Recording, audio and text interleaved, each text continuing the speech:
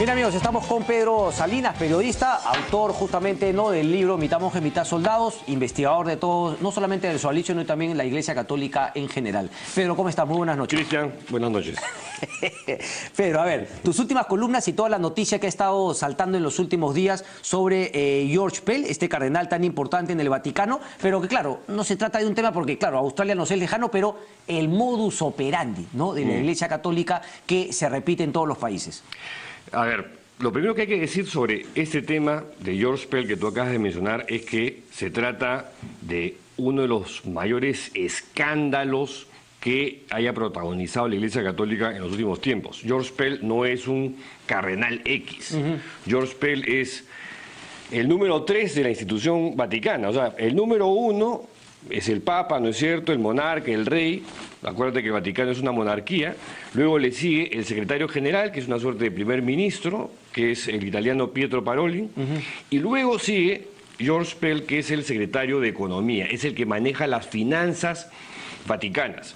Y que antes estuvo en el grupo del C15, el grupo de consejeros de cardenales que veían el tema de plata en el Vaticano, y luego formó parte del C8, hasta ahorita, o perdón, el C9, que es el grupo que supuestamente va a hacer la reforma eclesial, en el que el Papa Bergoglio se ha juntado de algunos cardenales que tienen pues prontuario, ¿no? Pell es uno de ellos. Aún así, conociendo la cantidad de casos que señalan a Pell como encubridor de abusos sexuales a menores, por un lado, y por otro, de él ser mismo perpetrador de abusos sexuales a chiquillos menores de edad y adolescentes, que se calculan un número entre 5 y 10, ¿no?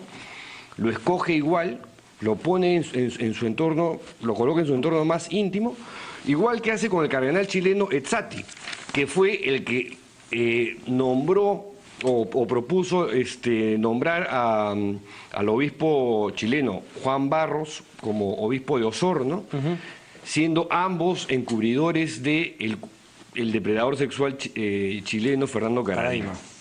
Entonces, no sé, hay cosas que claramente el Papa no está haciendo bien y ahora está pagando los platos rotos, ¿no? Ok, pero en este caso, como tú lo has dicho, no solamente se trata de encubridores, como fue justamente el cardenal de Chile, que se demostró, este señor de Osorno también, sino que también tiene acusaciones justamente, y 10 personas deben ser, porque Australia es un país que ha creado una comisión incluso justamente para todos los casos. O sea, podrían ser muchos más. ¿Qué te dice esto finalmente de todo el bururú de la Iglesia Católica con este Papa de que estaba justamente reformando ese tema? Por tus columnas tú de alguna manera te desilusionaste hace un buen tiempo, pero esto ya cruza otra línea. Sí, porque además tú lo ves, o sea, tú abres la página de Hoy Día de la República y ves A eso vamos a entrar ahora, ¿no? Porque tiene su correlación justamente aquí en el Perú con un caso similar. Cuéntanoslo de una vez, por favor. No, a ver, el Diario de la República publicó la semana pasada el caso de 4 niños menores de edad abusados sexualmente por un cura español, Santiago Martínez, ¿no?, que era el director espiritual del seminario Juan Pablo II de Moyobamba. Los testimonios de los chiquillos son sumamente crudos. Esto lo hemos leído la semana pasada. Hoy apareció una segunda parte en la que nos enteramos que el obispo de Moyobamba, Rafael Escudero, ha dispuesto que el cura español, Santiago Martínez, viva en la catedral, ¿no? Y está ahí, bien pancho. Y ellos dicen que no, hemos mandado un informe al Vaticano para que el Vaticano nos diga qué hacer. El Vaticano no le va a decir qué hacer, pues el Vaticano se va a demorar años en emitir un pronunciamiento sobre este caso, como ocurrió en el caso Figari, como ocurrió en el caso Caradima, como ocurrió en el caso Maciel y como ha ocurrido en tantos casos que han tenido algún tipo de denuncia formal. Me imagino que estará escrito en algún manual del Vaticano, ¿o no? Bueno, de hecho, en el caso peruano sí se ha abierto trocha, por decirlo de alguna forma. Es la primera vez que el Vaticano emite una resolución de 3 páginas y media, donde se ve de una forma realmente asquerosa, ¿no?, una resolución que produce arcadas, que te provoca meterte un grabol para seguir leyendo, porque realmente te provoca vomitar, como el Vaticano, además explícitamente con el aval del Papa Francisco, indican que a Figari no lo expulsan del sodalicio, sigue siendo sodalite, es más, puede seguir viviendo a sus anchas, financiado por el sodalicio. A las víctimas de Figari las trata como cómplices, y lo dice textual, o sea, revictimizando una vez más a las víctimas de Figari. Y no solamente ellos, sino que da la impresión, porque eso lo dice ahí, que como que han hecho una investigación que ha durado 6 años. Y eso es mentira. Es una farsa absoluta, porque me consta que en una investigación tú hablas con las supuestas víctimas, ¿no es cierto? Que en este caso eran 3, que en el libro Mitad Monjes, Mitad Soldados aparecen con seudónimos, pero que son personas de carne y hueso, que en el Arzobispado de Lima saben perfectamente quiénes son, y en el sodalicio saben perfectamente quiénes son. En el Vaticano jamás tomaron contacto con ninguna de las 3 víctimas, con ninguna. Entonces, ¿de qué investigación me estás hablando? O sea, es una farsa, pues.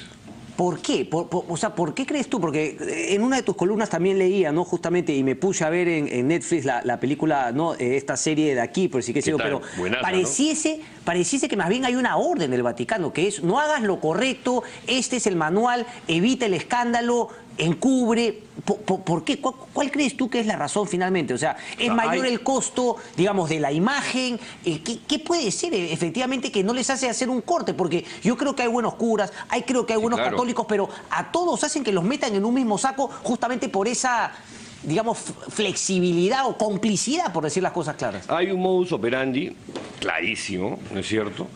Y que procura preservar 2 cosas: la reputación de la institución católica y, de otra parte, la plata.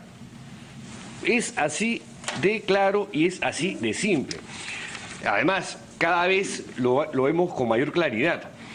Los 2 mayores problemas que padece la Iglesia Católica en las últimas décadas tienen que ver con escándalos financieros y corrupción, por un lado. Sí. Y de otra parte, el tema de la pederastia clerical.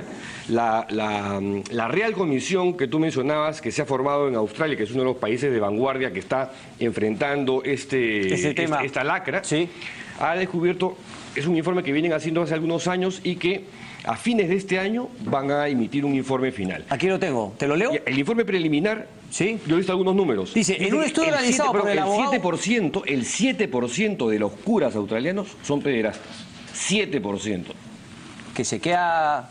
Es un poco menos del que sacan en la película, ¿no? En Boston, que eran mayores, en Spotlight. Pero mira lo que decías tú de La Plata. En un estudio realizado por el abogado australiano Kieran Tapsell, se demuestra que por término medio, las familias que han aceptado el sistema de PEL, porque él también creó justamente un sistema para que no lleguen a juicio, sino justamente lleguen a una mediación, han percibido $33.000. Y los que han ido a los tribunales, mucho más altas, cerca de 382.000. O sea, las comisiones son solamente eso, llegar a un acuerdo previo para que no les cueste tanto. Sí, básicamente es eso. Al Vaticano, a la Iglesia, no le gusta que le toques el bolsillo, ¿no? Y eso lo has visto en una escala menor cuando el sodalicio ha creado sus comisiones investigadoras, entre comillas, para resarcir a las víctimas, y tú ves que las víctimas se quejan, y muchos han dicho que no a las reparaciones que les han propuesto porque les han parecido ofensivas, ridículas, y les simplemente dicen: mete tu plata a tu bolsillo, ¿no? Claro. Algunos han atracado porque tienen problemas económicos serios, pero, o sea, si pueden escatimar todo lo que puedan, lo van a hacer. Así funciona la Iglesia Católica en los casos de pederastia clerical y de pedofilia religiosa, o como quiera llamárselo. Bueno, pero entonces sí tiene sentido cuando algunos críticos dicen, bueno, ok, o sea, no merece, porque claro, todo el mundo dice, hay buenos y malos, pero los que son buenos deberían ser los más indignados, no debería ser tú, la ciudadanía, sino los buenos curas, los más indignados, como la manera en que se lleva finalmente la Iglesia Católica estos temas. No hay un grupo al interior que pueda dar la lucha. Tú tuviste mucha fe al comienzo con Bergoglio, pero ¿qué pasa una vez que llegas al establishment? ¿Te come? Mira, a ver, Bergoglio tuvo, creo, la oportunidad de hacer la gran reforma en la Iglesia Católica. ¿No se la dejaron o al final no quiso? Mira, a ver, Bergoglio tiene prácticamente ya un lustro en este pontificado. Y lo que ha sido Bergoglio en la práctica ha sido una suerte de Viagra para la institución católica, ¿no es cierto?, que ha elevado la reputación, porque se trata pues de un papa humilde, carismático, buena gente, con don de gentes, ¿no? Muy conservador, o sea, digamos, tiene un perfil muy parecido al de Juan Pablo II, aunque algunos ven a Bergoglio, yo no sé por qué, como un progresista en esta nueva etapa de la Iglesia. Pero claro, tiene opiniones y frases muy audaces, muy originales, muy de vanguardia. Pero como ha dicho Vargas Llosa, sí habla muy bonito, pero ¿qué ha hecho? ¿Qué ha hecho? ¿Cuál ha sido su reforma principal en materia de corrupción? ¿Ha roto murallas? ¿Se ha tumbado la estructura corrupta vaticana? No, ahí sigue existiendo. En materia de pederastia clerical, ¿qué cosa ha hecho? Ahorita, a Norberto Rivera, que ha sido el arzobispo y cardenal de México y ha cumplido 75 años, y cuando tú cumples 75 años siendo cardenal, ¿te aceptan la renuncia o no? Si no te la aceptan es porque, oye, Vaticano confía en ti todavía. Correcto. ¿Quién es Norberto Rivera? Es uno de los cardenales ultra tradicionalistas más controvertidos de la Iglesia Católica, que encubrió a Marcial Maciel, el fundador de los Legionarios de Cristo, que es el mayor monstruo sexual que ha parido la Iglesia Católica en América Latina.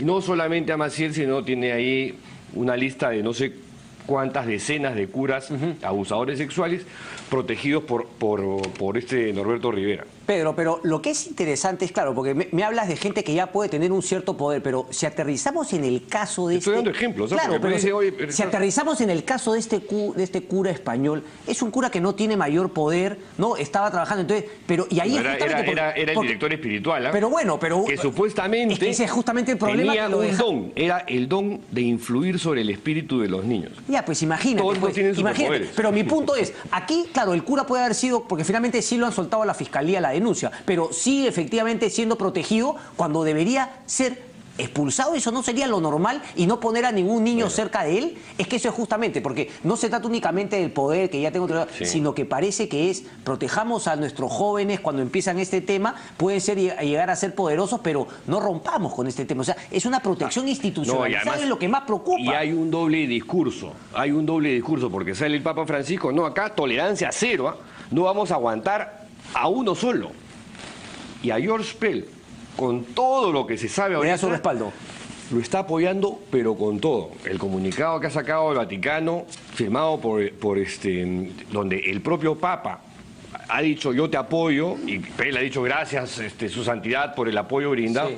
Es una vergüenza. Es una vergüenza. ¿Cómo apoyas a alguien que tiene estas acusaciones recontra gruesas, con todos los indicios que lo señalan, y lo más probable es que algo vayan a encontrar, y lo apoyas hasta el final? Apoyas y proteges a Luis Fernando Figari, avalas a Norberto Rivera. Pero eso es lo más triste, porque aquí cuando se lee... Avalas a Juan Barros en Chile, el otro encubridor de Caradima.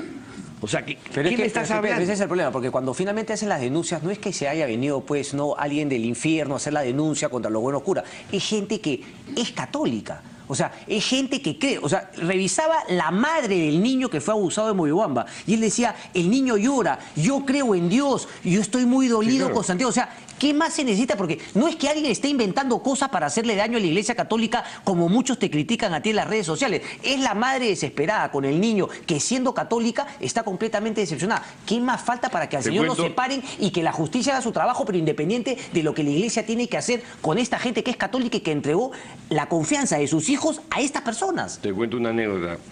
Te decía al inicio que el Vaticano, cuando se pronuncia sobre el caso Figari, finge que ha hecho una investigación de 6 años, y por supuesto sabemos que nunca habló con las 3 víctimas, nunca las buscó, nunca las llamaron. Una de las 3 víctimas se va a Roma y le toca la puerta al secretario de uno de los dicasterios que estaba viendo justamente el caso Figari. Le pide una cita y lo recibe. Y le dice, Monseñor Rodríguez Carballo, yo soy fulano de tal, yo he sido víctima de Luis Fernando Figari y estoy acá para que me pregunte por lo que no sé, me imagino que debe tener muchas preguntas. Y lo que le dice Rodríguez Carballo, lo siento mucho, gracias, gusto de conocerlo, y chao. O sea, no lo quiso ver más. Es más, un poco más y lo saca, oye, no te quiero ver. No quiero saber que estas cosas existen, ¿no? Te siguen chancando en las redes sociales, católicos, Sí, gente del Sodalicio y todo eso. Hoy día en el comercio por ahí salió un patita, ¿cómo se llama? Decir tontería y media. Bueno, digamos, me metí en un tema que era complicado, ¿no es cierto? Que era ponerle los reflectores a una institución católica peruana muy importante, muy poderosa, económicamente hablando y a nivel, digamos, de influencia en la sociedad peruana y además que tiene la presencia en los 5 continentes. Sí. Muchos lo interpretaron como un ataque a la iglesia, como una posición anticlerical. En el camino me he comido todos los libros que hay sobre el tema, ya no sobre el Sodalicio, sino sobre la iglesia católica, ¿no? Y descubres que hay periodistas como estos, ¿no? Gianluigi Nuzzi, Sí. y Emiliano Fittipaldi, Correcto. que te los recomiendo, son dos tipos que estuvieron a punto de ser encerrados a 8 años de prisión en el Vaticano. Por leer ese tema. Por publicar esos libros. Por publicar esos libros. Eso creo que dice todo. Creí que me lo decías a prestar, ¿ah? Gracias, Pedro. Un placer como siempre. Vamos a seguir con el tema, ¿no? Y a ver, si es que hay gente que también, digamos, quiere defender, que cree que hay un ataque, aquí también justamente los invitamos, si quieren debatir, si no quieren debatir, para conversar. Pero el tema es qué se hacen con las denuncias, ¿no? No justamente irse contra el mensajero, sino cómo se puede corregir, porque esto creo que es una verdad incontrastable. Gracias por preocuparte por mí, Cristian. Oh, gracias, Pedro. Déjame los libros, más bien. Pausa y venimos.